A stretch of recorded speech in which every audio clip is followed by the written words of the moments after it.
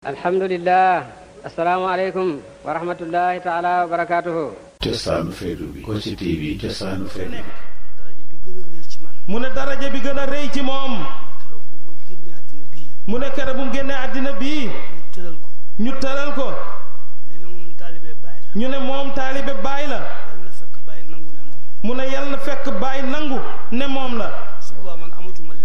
mu ne sul boobaa moom amatul lenn lu muy wax. mu ne te firi na ko fii ay yoon. mu ne Mawlana Cheikh Ibrahim radiyallahu anhu. yàlla moo ñu ko jox. te duul ci pàggute ba kenn ci ñun. waaye ñim njëkk a yar. ku leen xool. xam ne ki leen yar yarekat la. yar aw nit. ba pare ci ñoom. fuñ teew. nit ñi weg leen. luñ wax kenn du ko weddi. ku leen gis yaakaar leen. jàpp ci ñoom. ñu àggale la. luñ laal.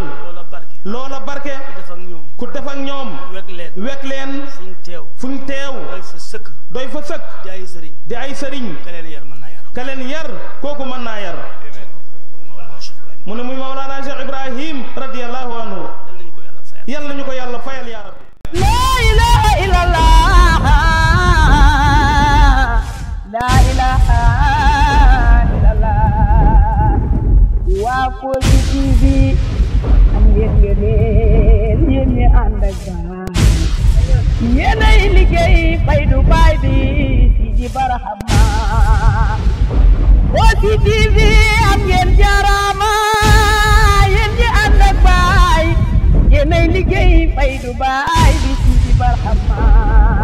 ñu ngi leen di gërëm ñu ngi leen di ñaanal waa Kossy TV